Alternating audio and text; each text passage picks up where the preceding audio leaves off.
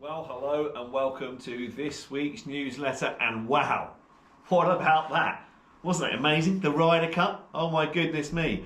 There's me settling myself down for a nice comfortable Sunday evening, watching a couple of hours of golf, watching us spank the Yanks again, and then all of a sudden it's almost turned into my worst nightmare. My word, didn't they run us close? But fortunately enough, thankfully enough, the Europeans did hold on to win by 15 points to 13. But what a Ryder Cup it was, wasn't it? The first 2 days, everything went Europe's way, didn't it? They holed all the putts, made all the shots. The Americans couldn't hold a thing, and we went into that final day with a massive lead. But yeah, didn't it go full circle on the Sunday? Much like it did at Medina a few years ago, 2012, when Europe made that fabulous comeback that resulted in the win. The first 2 days, everything went for America at Medina, and then suddenly, that late Saturday afternoon into Sunday, it all changed, and obviously the Europeans made that fabulous comeback. Well, it nearly happened, didn't it? It nearly happened in New York, but thankfully we were just that bit too far ahead that it didn't happen, and obviously Shane Lowry holding that putt to retain the trophy, which was massive for Europe, because at the start of the week, I bet you if anybody had said to him, would you take just retaining the trophy and finishing 14-all draw, they would have said yes please. But it was also not bad, wasn't it? It was great to see Tyrrell Hatton get that win as well, get that clinching point, so that we actually did win the cup for the first time on foreign soil since 2012, wasn't it? So yeah, great to see. It was amazing. Yeah, it was brilliant. The atmosphere, well, yeah, it was a bit suspect, wasn't it? I'm not sure about the Americans. Yeah, it was a bit over the top, let's say. It was very personal in places, wasn't it? Rory McIlroy's wife getting a bit of abuse as well. There's no need for that, is there? And even the MC at the start of the play on Saturday chanting F you Rory McIlroy. I mean, what the hell is that all about? Complete classless Americans, unfortunately. But it was just the minority, I know. But it's that loud minority that really did affect the players. And you can see that on Sunday, a lot of them, especially McIlroy and Rahm, who had played sort of all five rounds, along with Fleetwood, they looked mentally drained, didn't they? And I'm sure that led to the reason why they didn't win and didn't play so well. And actually, if anything, Scotty Scheffler on the final day looked as knackered as Rory McIlroy, and maybe a bit embarrassed by all the American chanting, etc. And it was just like, it was just terrible banter as well, wasn't it? It wasn't even funny, it wasn't clever, and the fact is they were still making noises when they were dressing the golf ball about to start swinging. Awful, awful, awful. I think something has to be done about that for the next Ryder Cup in Ireland. We know the Irish fans and us that go over there will be absolutely fine with it all, but yeah, certainly something's got to be done over in America. Maybe not let's take it to New York, I don't know. But anyway, who cares? It was a great way to answer those American fans by winning it, wasn't it? And it was absolutely fabulous to watch. And yeah, a bit too exciting, unfortunately, on Sunday, but at least we got there in the end. In our sweepstake, well, it was a bit of the usual suspects that won the money in our sweepstakes. Yeah, don't give it, it's not a fix, by the way. I know people are thinking that, but yeah, it does seem the same people do win a little bit over the time.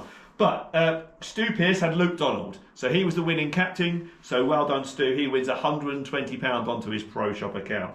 Ben Wolnoff had Tommy Fleetwood, so Ben's won £120 onto his Pro Shop account because Tommy won 4 points out of 5, and wasn't he amazing? Again, just ran out of steam on the last day, didn't he? But yeah, Tommy Fleetwood was absolutely sensational. And then the top American point scorer was Cameron Young and Xander Schauffele. Maybe they should have used those a bit more often. I think both of those only played 4 games, didn't they? Whereas obviously Cameron Young was in great form. He was probably the best player on that. And Xander Schauffele is a 2-time major champion, isn't he? So maybe they should have played him a bit more often than they did. But yeah, Bob Cooper had Cameron Young, so he wins £60 onto his Pro Shop. And Jules Harwood had Xander Schauffele, so she wins £60 onto her Pro Shop account. And Scott Watson, the jammiest donut of all, he managed to win £130 because he had 15-13 as the correct score. So well done, Scott. 15-13 to Europe. I bet you didn't think that at the start of the day. But yes, well done, Scott. You won £130 onto your Pro Shop account. Yeah, the Americans just got it wrong. They're the wrong pairings. They just didn't, that's where Luke Donald is so good. He's so meticulous. Him and Dodo Molinari are just so meticulous. They use the stats for their advantage. Use kind of like, okay, who's good at hitting fades off this tee? Who's good at hitting draws off this tee? Who's hitting it the furthest down? Who putts the best? Who chips the best? They weigh all that into the equation. The Americans just kind of seem to throw the balls up in the air like we do out there on the first tee and just choose them that way. And I think they get it so wrong. Keegan Bradley was probably the wrong choice. He's too good a player to be the Ryder Cup captain. Okay, he could have made the team really. Maybe if he wasn't the captain, he would have got a pick because he's brilliant. But yeah, you need a player who's actually got time to give it the full preparation that they need. And I don't think Keegan Bradley had that time because he was too busy playing some good golf to nearly qualify himself, wasn't he? So the Americans, they get it so wrong. And then they've got vice captains. You know, they're all good players, but none of them have been involved with the Ryder Cup before. Gary Woodland was a vice captain. I think he's played one Ryder Cup in his life, and there's a couple of others there that just weren't, not regularly involved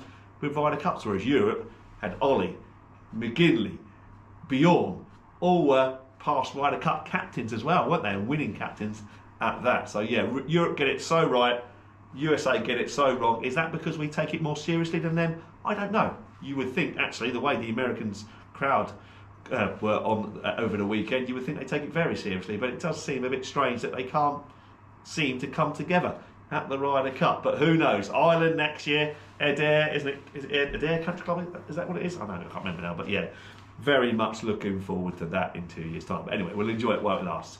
Okay, right, now on to Galston Golf Club competition news. And because of the greens last week, they did the normal as they've done in the previous years now. Hollow tines, they put the deep holes in it, filled that with sand and seed. That decompacts the greens, so the greens are still soft or reasonably soft, even in the drought that we had over the summer. They still can take a golf ball, a well-struck golf shot. So that's what they do there, when they put the big holes in it, cover them up with sand, that decompacts them.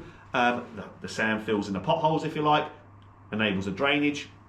And then the overseed is the strips that you see on the greens, okay? Again, that's just to get those good grasses, the bents and the fescue grasses into the greens, which make for a far better putting surface rather than just the annual meadow grass, which is the native grass of this country, which is a little bit inconsistent and does take a bit of work to maintain as well. So that's the idea behind it. And Danny and his team do that twice a year, if not 3 times a year sometimes, and we all get the benefit from it over the summer, don't we? Because the greens were certainly probably the best greens, I would say, certainly in the county, maybe in the East region. I didn't go anywhere over the summer where any of the greens were better than ours. So yeah, full credit to Danny, to his team. So it's a bit annoying when it happens, but it has to happen because it makes the greens so good in the long run. So there wasn't many competitive golf last week, but we did have a couple of pairs competitions. On Saturday, the ladies had a mixed 4-ball bettable Stableford, where Nell Majeri and Alex Reed won with 42 points. Well done, you two. They won that 4-ball bettable competition. And then on Sunday, the men had the Ken Goff Trophy, which is a 4-ball bettable bogey competition. So you either win the hole or lose the hole. Simple as that, to par or your net par. And Keith Newman Allen and Mike Wall-Talton won with a fantastic 13 up over the golf course. Yes, they beat the golf course 13 up. That's the equivalent to almost 49 points if they were playing Stableford. So well done to you two gentlemen. That is a great score indeed. Bad luck to Jamie Goff and Ray Pope and Dave Armour and Andy Batchelor, who both pairs finished 10 up on the golf course and finished 2nd and 3rd respectively. But well done Keith and well done Mike. Great scoring that. Right, in shop news, we're taking delivery of all our winter gear, so come in and take a look. Some nice ping winter clothing layers ready for the winter, woolly hats, etc. In Pro Captain news, we haven't played any matches recently because the captain's been away on a much deserved holiday, but I have just put on the computer on Club V1 the finals day, which is Saturday the 18th of October. It's a 4-ball bettable Stableford competition. Everybody's more than welcome to play in it. So it comes live this Saturday evening at 8:30, as they normally do. You will see names on there already. Those are the people that have played in the matches against us already. So they get all the first dibs on the tee times or which tee you're teeing off. It's a 8:30 Saturday morning shotgun start. So you're all welcome to play. It's entry £5 each per player, but that all goes back into prizes. If you've not played in a match against us, you're more than welcome to play still. and you'll be playing for the club vouchers, whereas those that have played in the matches against us, they will be playing for the prize table. So we have 2 separate divisions, an A division and a B division, if you like, okay? But you're all more than welcome to play Saturday the 18th, 8:30 shotgun start. The tea times go live this Saturday at 8:30 in the evening, so get your names on that in what is generally it's the best prize table of the year. So yeah, it'd be great to see a full fill for that. Right, okay, that is everything for this week. I'm off to Kings Lynn on Friday, very much looking forward to that. Playing in a Pro-Am with Daniel Crosby, Stephen Crosby and Kevin Woods. So nice to get some competitive golf again. Do like Kings Lynn, although the weather forecast isn't particularly great. Right, I must do some practice. So I'll speak to you all soon. Take care. Bye-bye.